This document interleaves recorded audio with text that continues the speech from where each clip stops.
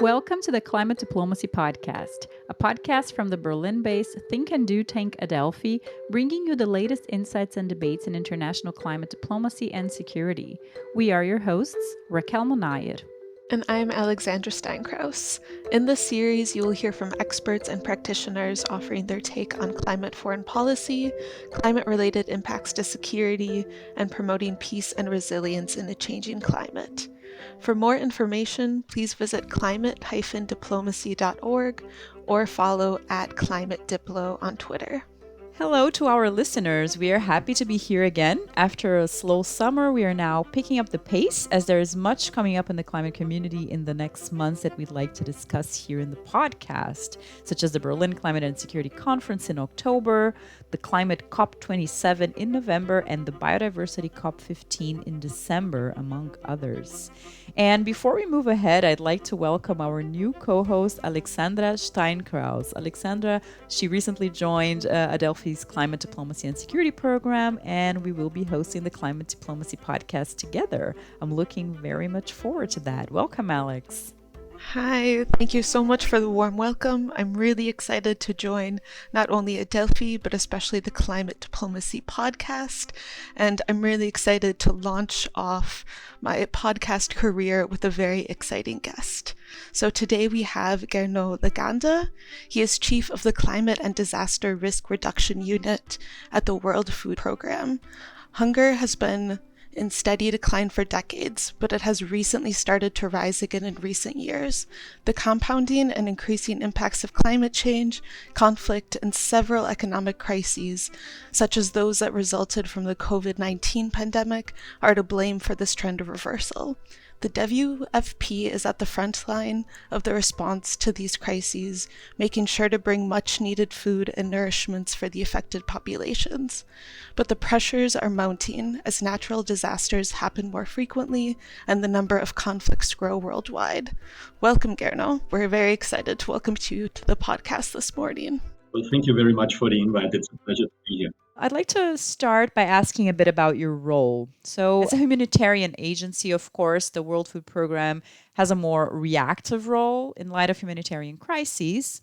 However, when we look at your role heading the Disaster Risk Reduction Unit, it implies having some foresight and also applying a preventative logic to programs and projects. So, how would you say that these two paradigms fit together?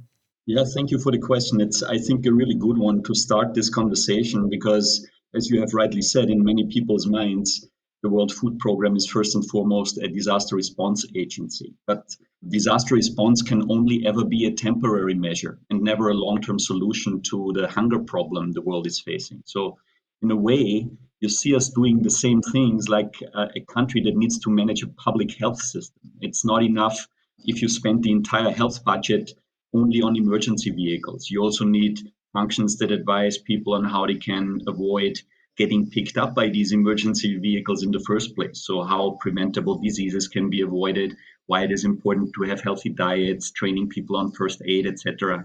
So in the world of today, this function of prevention and risk reduction is not always covered entirely or sufficiently by all governments or by other organizations. And this is why we have adopted also in WFP the practice to drive disaster relief and disaster risk reduction programs in parallel, including in those parts of the world in which traditional systems of government and development have already broken down.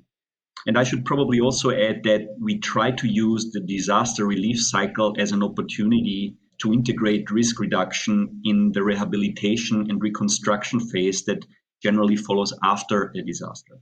There's always a window after a disaster in which decision makers are aware and open to talk about risk management, and we are trying to use this as an opportunity to build back better after these disasters. So in a nutshell, this is the reason why we have a climate and disaster risk reduction service in the World Food Programme. Thank you. And I think this is a great segue for the next question that I'd like to ask, which is something that is very dear to my heart, I must say, which is about the food security narrative, like the prevalent food security narrative. Because when we see food security just being discussed in the international community, this topic, it often comes accompanied by this argument that we need to produce more food, right, to maintain food security. And this gives a general impression that hunger is rising because there's just not enough food in the world. But I have to say, this bothers me a bit because we do have evidence out there telling a different story about actually pointing to hunger as an issue rather related to access to food, so economic or even physical access, as we saw now during the pandemic, rather than whether there's enough food available in the world or not. It does seem like this narrative has been, at least to an extent, built on interests rather on the realities on the ground. But now I'm very interested on hearing your take on this, because even though I'm speaking here of a picture of hunger on a global scale, I think if we zoom in to the context of where you work, I can imagine that you do, in fact, encounter situations in which there is simply not enough food, such as in conflict situations or maybe post disaster contexts. So I'm just very interested in hearing, how do you see this? Would you say that food availability is the main issue behind food insecurity, or are perhaps other more pressing issues hindering food security that we should prioritize? Yeah. For us, food insecurity really exists when people lack access to sufficient amounts of safe and nutritious food so that they can lead an active and healthy life. If people are food insecure, then they cannot grow or develop healthily. And many people think that this is only about quantity, but there are some other factors here as well. So when we look at food insecurity in WFP, we look at a combination of things. I mean, as you have mentioned, there are situations where it is about food availability. I mean, food must be available in sufficient quantities and on a consistent basis. So you need production, you need stocks in a given area, but it can also be about the capacity to bring food in from elsewhere. Food needs to be available. And then there is access to food, which is super important. And when you look around the world today, I think this is a key aspect of the current global food crisis that we experience. People must be able to acquire adequate quantities of food through purchase or through home production or barter or borrowing aid. Very often, when we look into countries that are experiencing food crises or emergencies, food is available on the markets, but it is too expensive and people cannot access it. So right now, with global food price inflation, there is a huge lack of economic access to nutritious food. Physical access can be another problem. This can come on top of economic access. For example, when you have conflict or when you have climate-related disasters, such as right now in Pakistan with the floods, where a third of the country is covered in floodwaters, that interrupts access to markets. Then you do not have physical access, and this can be another driver. And then there is another factor that is often overlooked, I think, which is whether people can actually utilize the food so that the food has a positive nutritional impact. So food needs to be cooked and it needs to be stored, and there needs to be safe feeding practices and sharing practices. So if somebody does not have a good individual health status, for example, because they do not have access to clean water and sanitation, then the food they consume cannot be utilized by the body. So even if the food is available, if it is accessible, if there are some other factors that really undermine food utilization, then you have food insecurity too. And I think you have already mentioned, we're concerned also about the stability of food systems, because we must have access to adequate food at all times. So we should not have people who lose access to food as a consequence of economic or climatic shocks or cyclical events such as seasonal rainfall varieties. So in short, it's really a systems issue. We will not solve hunger by working only on the production side of things. We can also not solve hunger in the world by providing food to those in need with humanitarian aid on a consistent basis. We need to work on an integrated set of interventions that tackle all these dimensions of food security at the same time. So, when it comes to food insecurity and hunger, availability and physical access are certainly huge topics. And I'm interested in not only if people are eating and if they're going hungry, but what exactly they are eating. So, when it comes to many main commodities like wheat, corn, and rice, a very small number of countries make up a majority of exports and reserves. Is diversification of the world's food portfolio a necessary preventative measure that can be taken to lessen economic shocks that can affect peace and stability? And when it comes to these food systems and resources, what kind of other preventative measures should governments be looking at implementing? Well, to my mind, diversification is probably the number one climate change adaptation strategy we need to employ. As you have rightly said, 80% of the global population depend on only three staple crops. And a very small number of countries controls the bulk of these global stocks. So if this were an investment portfolio, we would be very concerned because there is not a very favorable spread of risk in such a narrow distribution. So right now, people, I think, tend to feel the risks that come with such a concentrated globalized food system in the wake of political shocks, such as the Russian invasion of Ukraine. But we should be equally concerned about the climatic factors. So in some of the crop models I've seen that project crop yields into a world that is at least 2 degrees warmer, maize could lose anywhere between 9 and 29% in global yields by the end of the century, and wheat could lose between 7 and 22%. Right now, we have certainly a big problem that our globalized food systems are so concentrated, but a second problem is that we are quite aware about the risks that come with that, yet still we keep buying into a system of fewer and fewer crop varieties. So what we should be doing instead is capitalize on the huge genetic diversity we still have available on this planet and also reduce the carbon footprint of these agri-food systems. By the way, the same principle of diversification goes for energy systems too. I mean, we need energy to produce food and to process it, to store it, to transport it for cooking. So if we keep relying only on one energy source or only on fossil fuels, then this is a very vulnerable strategy because it's prone to economic and physical disruption. So to answer the first part of your question, diversification is a really big lever on which we can pull to make food systems more resilient. But there are other strategies too, and usually they go together with diversification. One is to help governments and communities anticipate climate problems, climate hazards before they turn into disasters. Over the years, we have certainly learned to use our skills in risk analysis, early warning, emergency preparedness to trigger what we call anticipatory action at the community level before humanitarian crises materialize. Or we are making more strategic use of nature-based solutions. So this is about programs that restore degraded ecosystems and harness the properties of soils and vegetation cover to store carbon and water, to prevent erosion, to act as natural shields against climate events. So very often when these programs are structured in a participatory manner and when they involve all livelihood groups that have a stake in a landscape, then the process of developing these landscape-based programs also have conflict prevention potential. And then maybe the third example that I would couple with diversification is financial safety nets that protect the most vulnerable people from catastrophic extremes.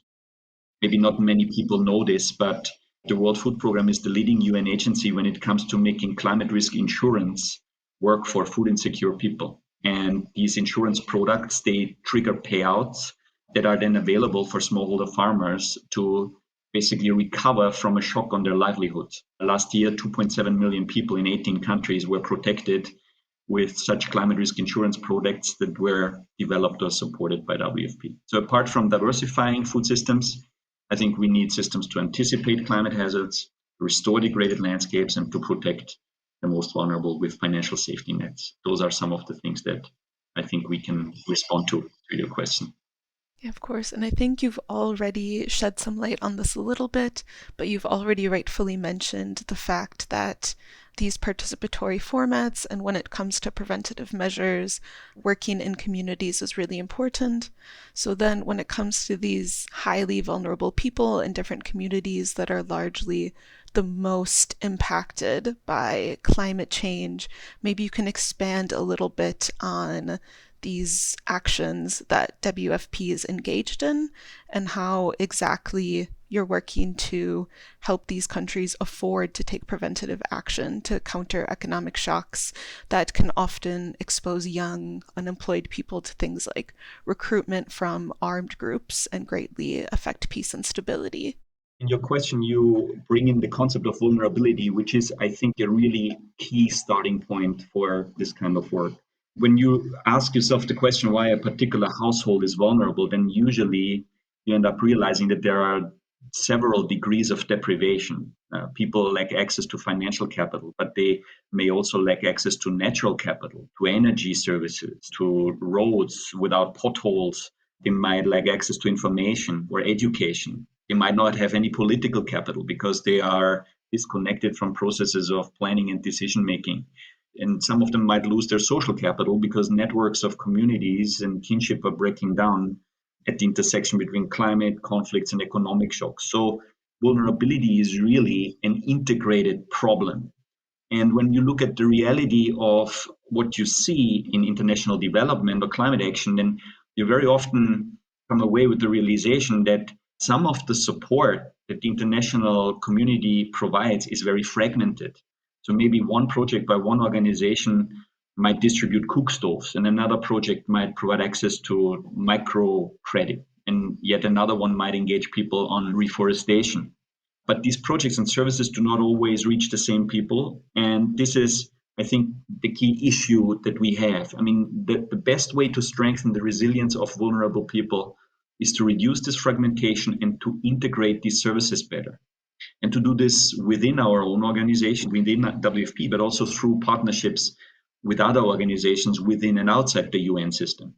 Because vulnerability has so many different dimensions, the solutions to vulnerability need to mirror these dimensions. And to do that, we need better integrated programs. And some of the things that I mentioned before, anticipation of climate hazards before they turn into disasters, restoration of degraded ecosystems, protection of the most vulnerable with safety nets, these are elements that need to be integrated in the programs rather than relying on only one strategy and then to hope that this will prevent livelihoods from disintegrating and it will prevent young unemployed people from joining armed forces. So to my mind, integration of programs is really key. And in order to do that, we also need partners who provide us with some more flexible funding, because this allows us then to build these interventions that work on different aspects of vulnerability at the same time and not only on one. When it comes to these multidimensional problems that need flexible solutions, they can kind of be notoriously difficult to quantify when it comes to impacts as well as solutions. So when it comes to disaster risk reduction, do you have systems to measure successes, and what does a success look for you in these communities and in these contexts?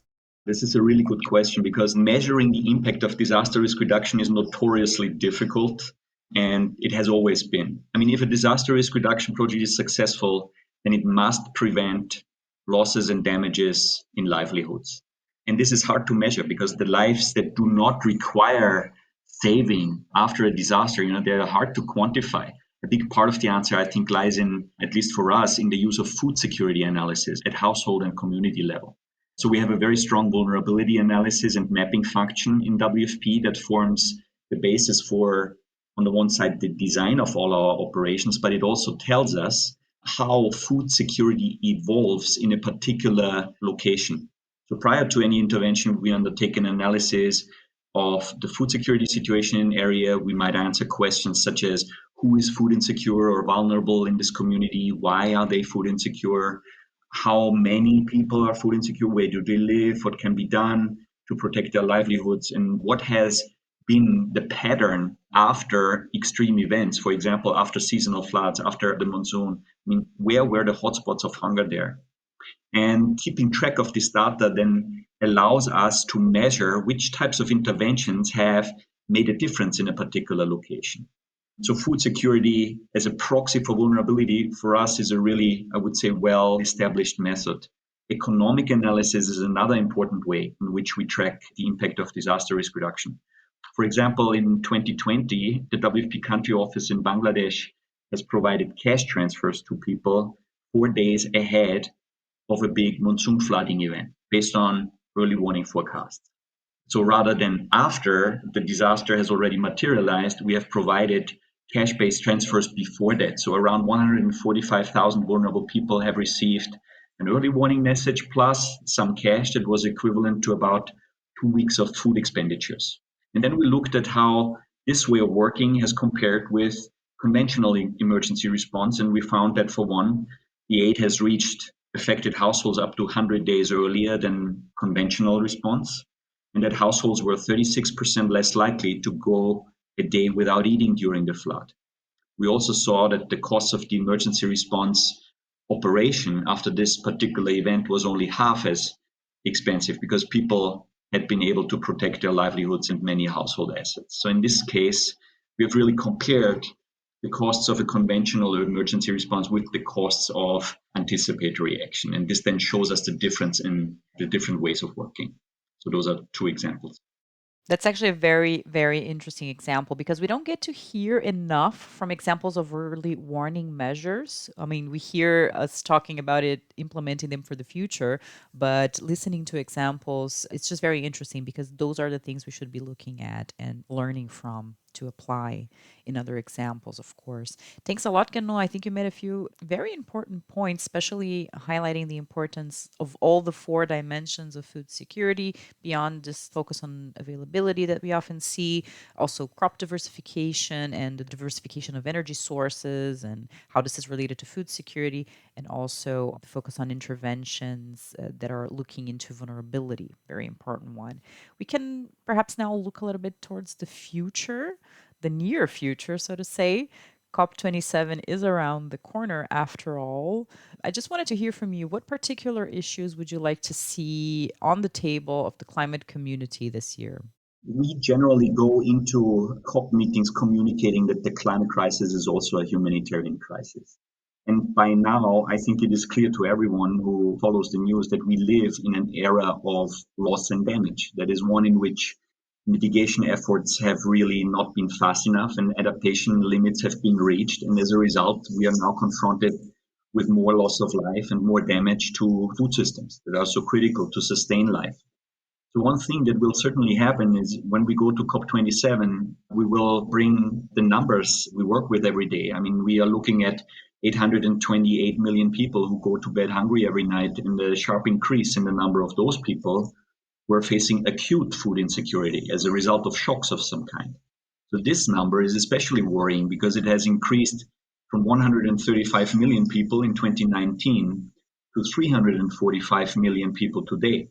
And we have 50 million people in as many as 45 countries teetering on the edge of famine.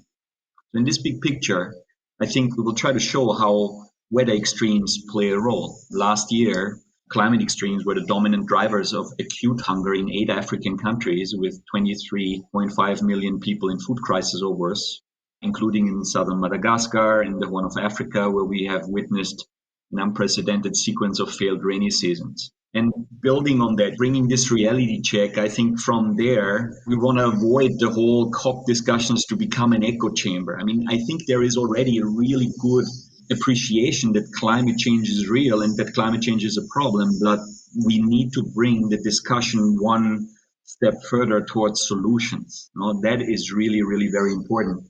I mean, many practical solutions are available to avert, minimize, address loss and damage. We have talked about a few already. So restoring degraded soils and watersheds, protecting communities with financial safety nets and insurance, solutions to anticipate climate hazards. So all these solutions need to be brought to scale as soon as possible and in an integrated manner. We also need to make sure that more climate finance goes to the most vulnerable people on this planet. There are the places that have already started to unravel at the intersection between conflicts, climate extremes, and economic shocks.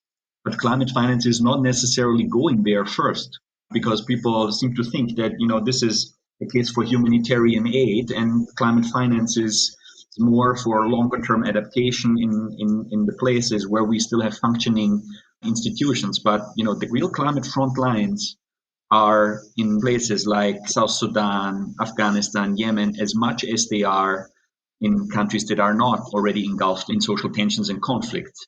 And then lastly, I think we want to show at COP27 and beyond that climate action and the transformation of food systems can really go hand in hand.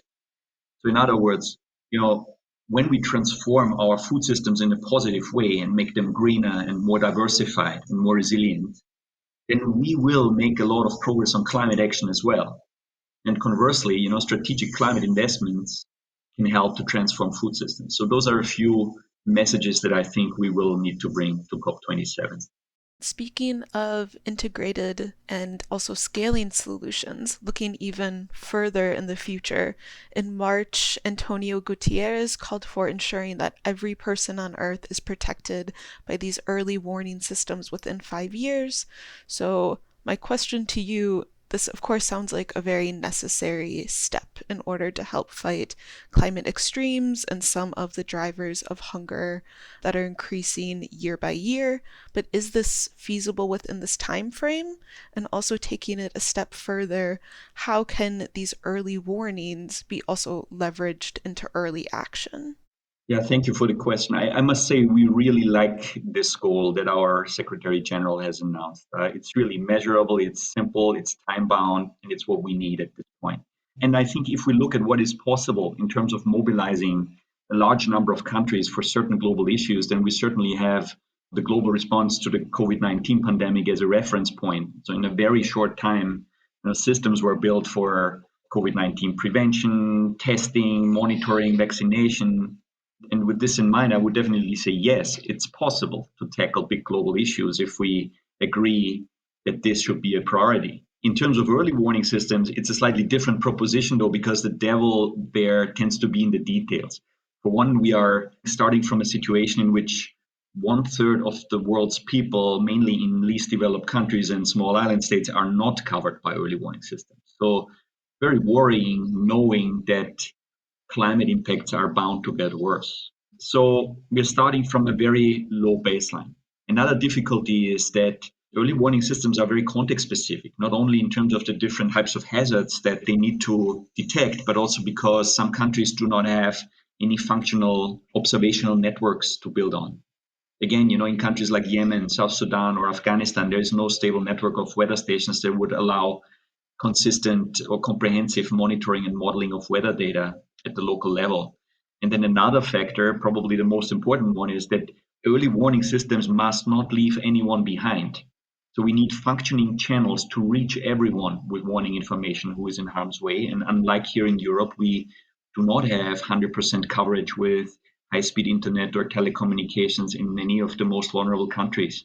So apart from SMS, we also need to work with traditional systems like radio messages, volunteer networks, writing messages on public boards and transport stations, etc. So you can see, building early warning systems in a country can be a very complex endeavor that requires a lot of institutional coordination, a lot of finance.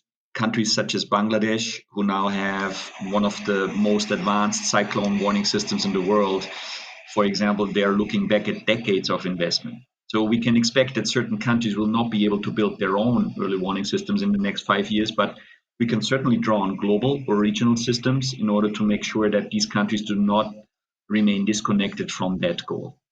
I think this maybe I'm not sure whether I have answered your question sufficiently, but I would certainly say it's realistic, but we need to be technologically innovative in order to cover every country. I think that's a nice, at least positive look to the future. And there's only so much that we can actually look into the future and answer these questions, right? So it's more about getting your take on this.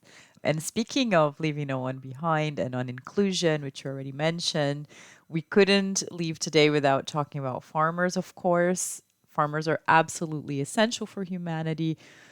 But in these times, in times of climate change, and also with agriculture coming into the limelight for its own impact and for its own contribution to climate change and environmental degradation, the farming community is now caught between a rock and a hard place. So I wanted to ask you, what role do you see for farmers? So what role would you see for them to become agents of positive change around all these issues that we spoke about today? And also, what kind of support would you say that they need to take up this role? Yeah, I think we touched on this a little bit before. I mean, farmers are indeed key because they live and work at this intersection between food systems and climate action. So they're really very important agents of change. And when you look at our current food and farming systems, then, many of them are not really sustainable. I mean, they cause up to 1/3 of global greenhouse gas emissions, which then accelerates global warming. And this warming then boomerangs in the form of climate extremes, which then breaks down supply chains and drives food prices, and in many countries also cause hunger and malnutrition. Farmers can do something about this in various ways. For one, they are the guardians of landscapes, and their choices can determine if the soils of tomorrow remain able to sequester carbon, whether agriculture will be resource efficient or whether it will be wasteful, whether we will have a high level of agrobiodiversity or a low one. But no farmer is an island. I mean, farmers are embedded in larger policy frameworks which incentivize or prohibit the use of certain practices or inputs, and which also determine how resilient our food systems really are going to become. And so many farmers make some of their choices dependent on the prices of fertilizer and energy. They link up with systems for processing, storage, and transport. And at each step along the way in an agricultural value chain, we have opportunities to either introduce cleaner and more resilient technologies or go the other way.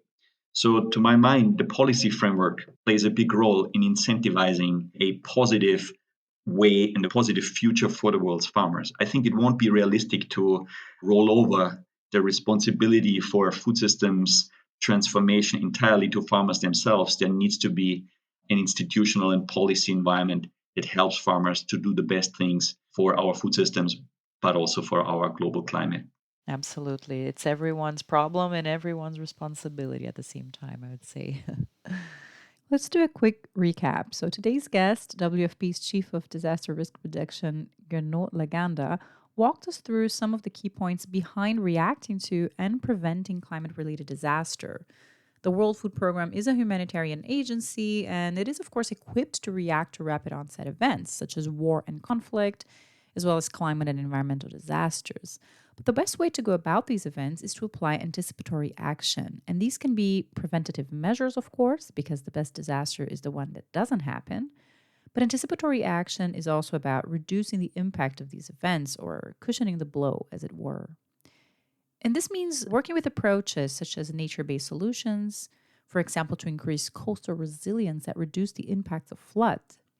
It also means creating financial safety nets among vulnerable populations before disaster strikes, so that these populations can have better resilience to endure them and maintain also higher levels of food security in the aftermath of disaster.